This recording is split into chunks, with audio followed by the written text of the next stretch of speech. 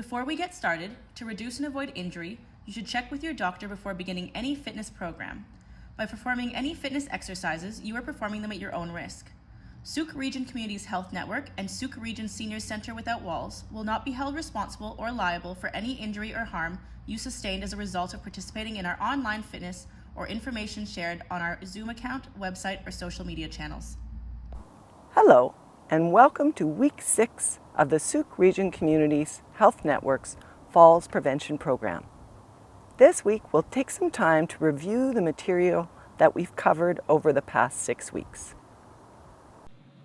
There's been a lot of material covered in the last 5 weeks of the Sooke Region Falls Prevention Program. Hopefully, everyone has learned at least 1 or 2 new things during this program. The best outcome would be that you feel less fearful and more informed about falls and how to prevent them. We're going to go through a quick review of the whole program, just to solidify and cement the things that we have learned. Outcomes from a fall. Remember that the outcomes from a fall are decreased independence, decreased mobility, increased risk of another fall, depression and or isolation, the need for home assistance, short-term or long-term, and a possible change in residence.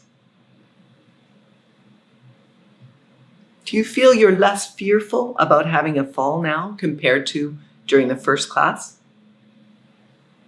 Do you feel that you have tools or information that will help you to avoid having a significant fall? I hope so. You'll remember our beach chart that we went over in week 2. In this chart, we have looked at the importance of equipment, activity, health management, environment, and clothing and footwear.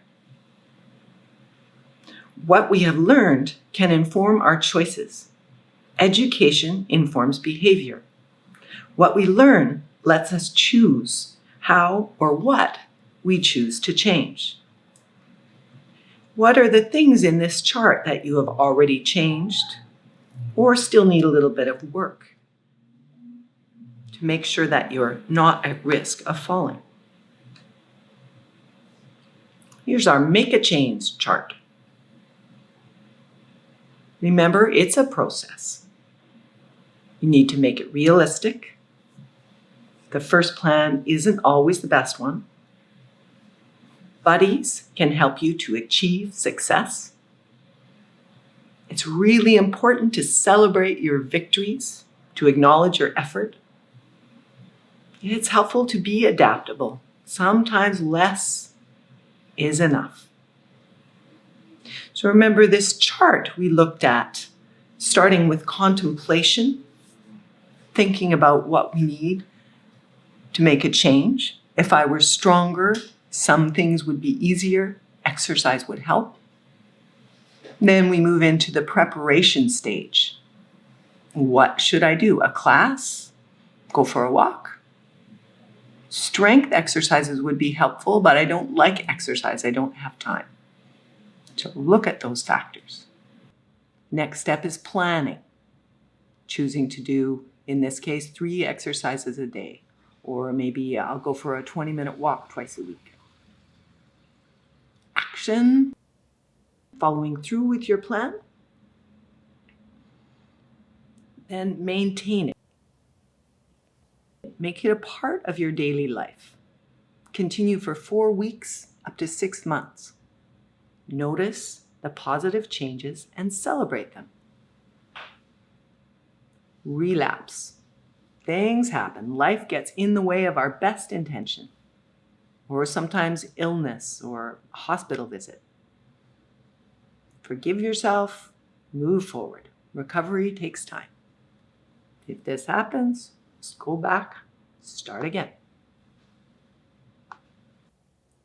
The efforts we put towards activity can greatly reduce our fall risk.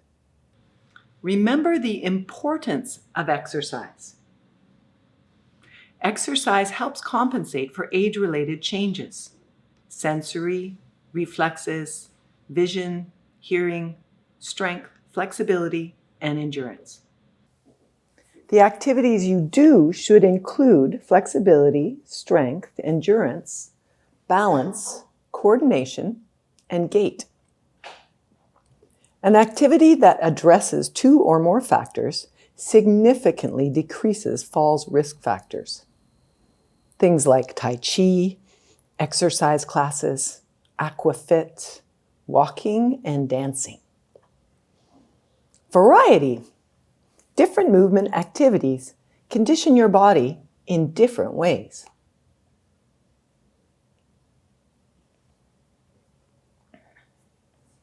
Indoor risk factors. Have you made some changes since we've been talking about this? Maybe you've found some places to put up grab bars or a rug that maybe needed to be moved. So remember, doors need to be easily opened and closed. You don't want those big heavy doors, they should be light. Furniture should be the appropriate height. It should be stable. You should have arms on your chairs if that helps you get up and down. In the bathrooms, you need grab bars. Make sure that you don't have sticky floor mats. And easy towel racks, not in a place that you're going to grab them and pull them down. The walking areas should be uncluttered. Stairs, passageways should be clear and well lit.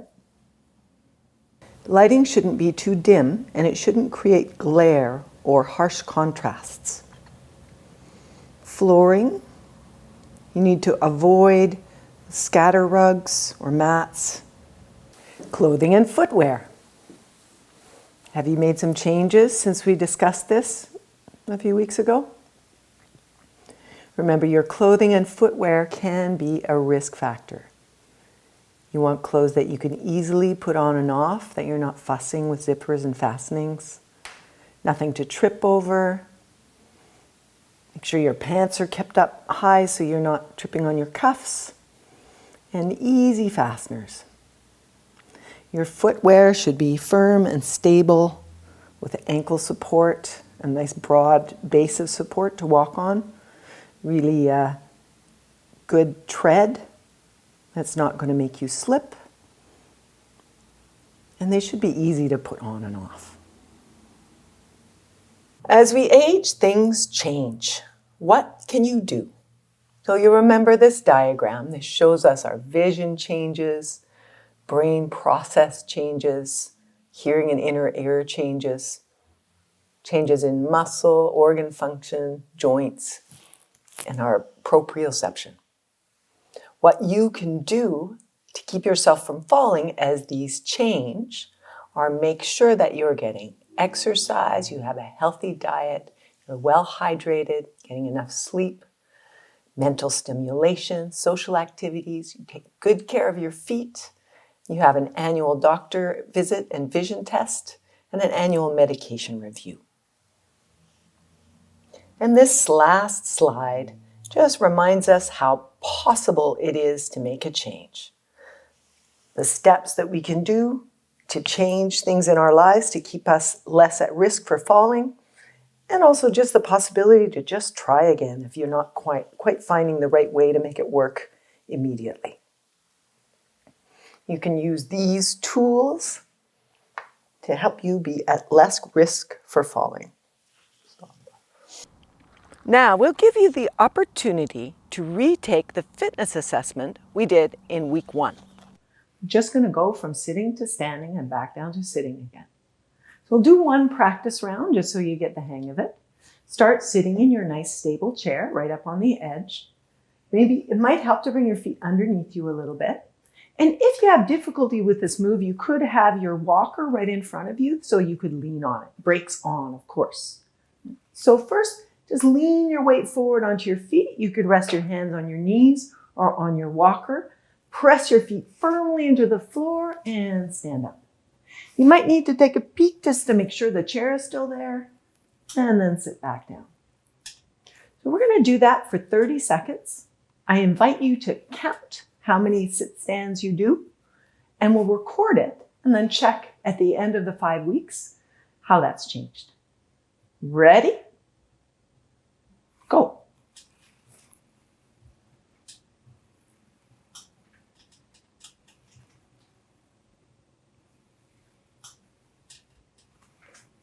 Are you breathing?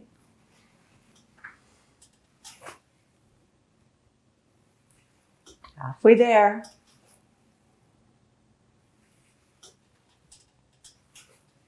Five more seconds. And stop. Excellent work, everyone. Okay, take a moment to shake out your legs. And then when you're ready, just grab a paper and pen and write down how many you did. Compare your results with those from the first time. Did you get stronger? I hope so. Keep up the good work. Thank you for participating in the Sooke Region Community's Health Network Falls Prevention Program. We hope you now feel secure and confident in your ability to identify and manage fall risks. Feel free to repeat the videos at your convenience and to share this resource with friends or family who would benefit from it. The videos are here for your support and education. Thank you so much for joining us in the Sooke Region Community's Health Network Falls Prevention Program.